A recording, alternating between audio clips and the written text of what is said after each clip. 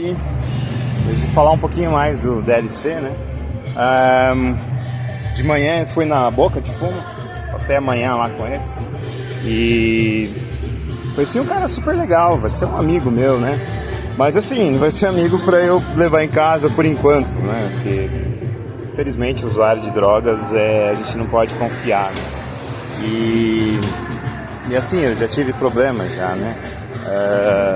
Acho que eu já contei pra vocês aí de dependente químico que a gente ajudou e apareceu na igreja lá pra assaltar, entendeu? Então, tipo, tem que tomar cuidado, né? Mas eu amo, só trata como escória, como lixo, né? Pra mim não é lixo, são irmãos e irmãs que têm problema de drogas, né? Que Deus pode libertar e mudar essas vidas, né? Então, tipo, tem até aquele discurso satânico, né? De que bandido bom é bandido morto, né?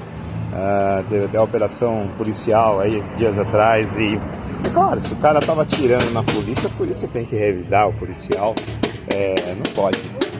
Não pode ficar quieto e não se defender e não defender os colegas. Então, aqueles que estavam atirando e morreram, infelizmente escolheram o caminho deles, né? Não vamos julgar, mas provavelmente pro inferno, né? Mas teve muita gente inocente que morreu, né? Por exemplo, 4 jovens de uma igreja de um pastor, que eu vi lá, eles chorando, e os 4 jovens não eram envolvidos com crimes, eles foram simplesmente executados aleatoriamente. Um policial foi lá e matou eles 4 do nada, entendeu? Então, e muita gente vibrando, falando que tem que morrer, que eles eram bandidos, mas eles não eram bandidos, eram irmãos em Cristo, né? E como a gente diz muito na periferia aqui de São Paulo, né? Tava no lugar errado na hora errada, né? Então, quando eles estavam diante de policiais corruptos, né? Então, às vezes a gente também está diante de criminosos e criminosos matam a gente aleatoriamente também. Então, é complicado, né? Mas você lê Ezequiel 18, você vai ver que Deus não tem prazer na morte do ímpio. Deus quer mudar o ímpio, quer que ele se arrependa. E no caso da boca ali, nem nas 2 bocas que eu atendo, eu não conheço quem pratica homicídio. Eles confessam os pecados deles pra mim e tal. Sei que quem pratica homicídio muitas vezes está sob efeito de drogas, mas graças a Deus essas 2 turmas que eu cuido como pastor, não tem essa questão do homicídio, mas tem outras questões ruins, né? Então, por isso que eu tô lá, pra ajudar a pessoa a não fazer mais a coisa errada, né? Mas viver para Cristo. Isso, graças a Deus, tem funcionado, né? Então, hoje de manhã, fiquei lá com eles, conheci um rapaz super legal, descobri que ele curte metal também, né? Heavy metal, e chamei ele pra ir lá na igreja, conversar e tal. Então, tipo, mais uma amizade que eu faço. Pô, se Jesus foi amigo de ladrões, então eu acho que eu posso ser amigo de dependentes químicos, né? Então, isso pra mim é um privilégio, porque são filhos e filhas de Deus que Ele liberta, que Ele ama, que Ele faz a pessoa mudar, largar a droga, largar o crime, né? Gente ali que já largou o crime também, então Deus muda a vida da pessoa, né? Pela fé em Jesus Cristo. E essa fé que é o testemunho, e é o Espírito Santo que dá a fé, né? Só tô lá para ser amigo, testemunhar, ler evangelho e acompanhar a pessoa para que Deus mude, enquanto Deus muda a vida dela, porque é Deus que muda, não sou eu, né? E até tava pensando nisso, quanto eu sou dispensável, né? Jesus falava pra gente se considerar servo inútil, né? E quanto isso é verdade. Eu tô voltando do CAPS, onde eu me voluntario a ajudar as pessoas que precisarem e também faço meu tratamento lá. Então, tipo, sou um capelão não oficial, né? E aí hoje o rapaz começou a contar a história dele, ele tem esquizofrenia, e ele falou umas coisas assim que eu não entendi direito. Eu fiquei meio desconfiado dele estar sendo mal orientado, que ele está começando a ir na igreja. E aí eu falei, putz, acho que ele tá indo numa igreja ruim e tá sendo mal orientado.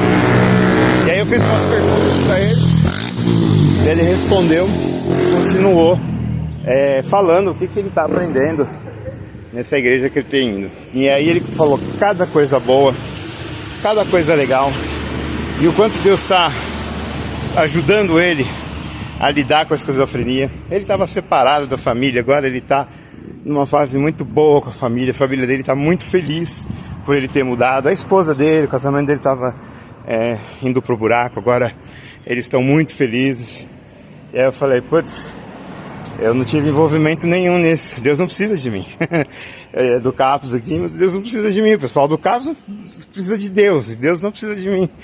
Isso é bom, porque eu sou humano, sou falho, sou pecador, entendeu? Então, tipo, se eu faço um trabalho que não dá certo, né, de ajudar a pessoa, seja no Capos aqui, com problemas mentais, ou questão das drogas, ou qualquer coisa, né, os jovens da geração Z, se eu faço o trabalho e não dá certo, eu lembro disso.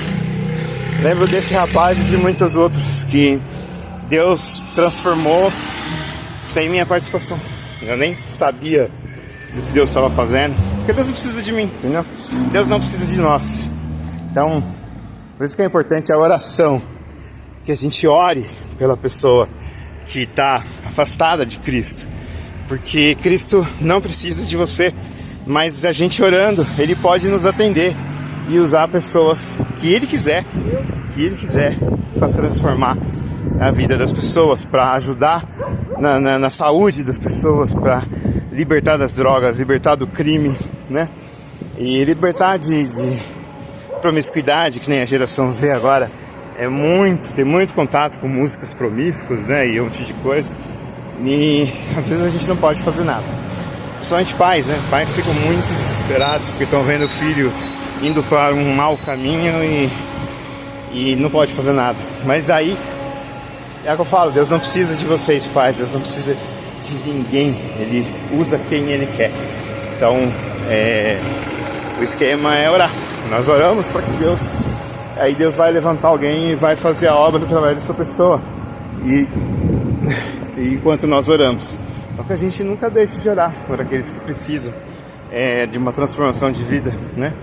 E se a gente puder ajudar, que nem eu faço lá na boca, aqui também no Capos, a gente ajuda, mas se está fora do nosso alcance, não quer dizer que é uma causa perdida, quer dizer que Deus vai usar outra pessoa. Então a gente continua confiando em Deus, orando e pedindo que Deus faça a obra dele através de qualquer pessoa, né? A glória é dele, ele que é o que faz o trabalho, ele que merece a honra, ele que transforma vidas. Então é importante que nós tenhamos a oração como hábito para que Ele possa cuidar tanto de nós quanto das pessoas que a gente ama, tá bom?